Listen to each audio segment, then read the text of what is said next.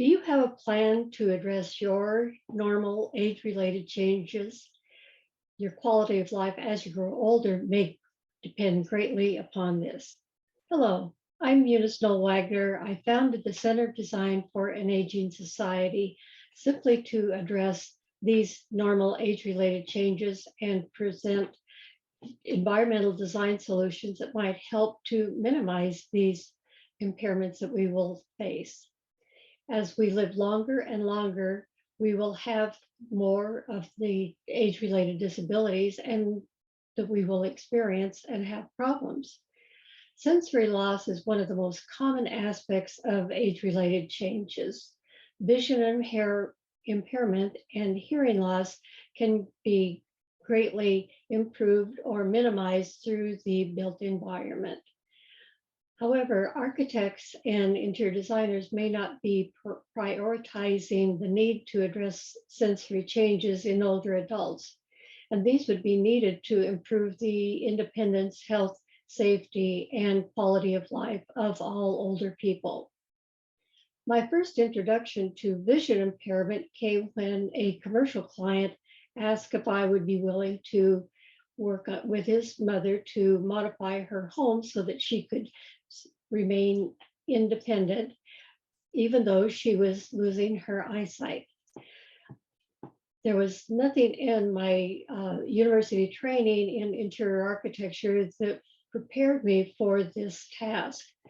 I'm thankful to the Legacy Devers Eye Institute for allowing me the freedom to use their library to investigate eye diseases and both age-related changes, both of which she was suffering. So I learned so much from my research, but I actually learned more from my client's mother.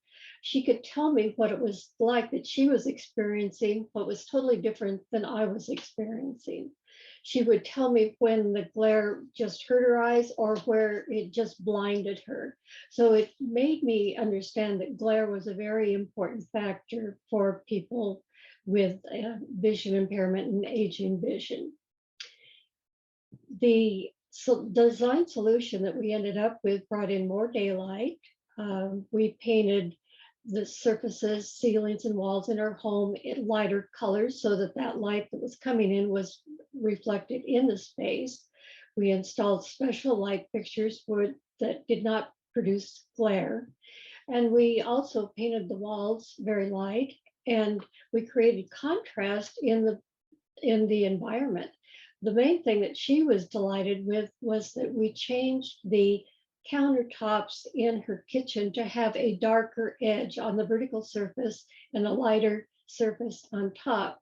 She was having a problem because she would not lift her teacups up high enough to get them onto the counter, so she would crash them into the countertop and they'd fall to the floor and be broken. So it's simple little things about understanding the need for value contrast that really helps people with vision impairment. Given this experience, I became concerned about lighting in nursing homes where there is a collection of a lot of older people. I was looking at it for the Oregon because each state is different, but also nationally.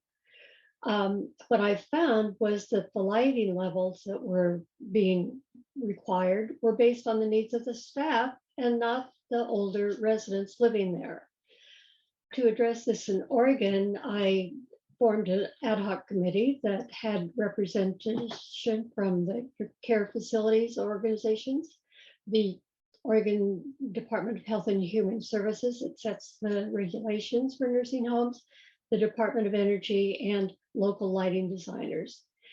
Collectively, we formed a document that was a consensus-based document for lighting in nursing homes. With this in mind, I approached the Illuminating Engineering Society, who is a recognized authority in the United States, Mexico, and Canada to set lighting levels, requesting that they establish a special committee to look at the lighting needs of older people. They accepted the proposal, and the committee's first document was published in 1998 called Lighting and the Visual Environment for Senior Living. The most updated version of this same document, called Recommended Practice Number 28, was done in 2020. The title of this document is Lighting and the Visual Environment for Older Adults and the Visually Impaired. This document was created for engineers, architects, interior designers, and code officials. So it's a more technical document.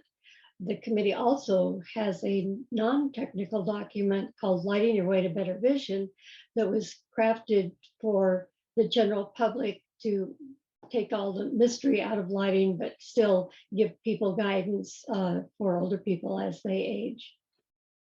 The next topic that I selected was hearing loss, simply because I had personal experience with that in my family, but then I also had the same hearing loss, which was conductive hearing loss, but which thankfully could be corrected with inner ear surgery. However, leading up to the surgeries, I experienced what other people with hearing loss experience, and that's how detrimental background noise can be for someone who is hearing impaired. And it's very difficult to communicate during those times. So some people just can't cope with it, and they, if they don't understand, they withdraw from society. They don't try to get involved in groups, which is really detrimental to their total quality of life. The quality of life for all nursing home residents remains a big topic for the Center of Design.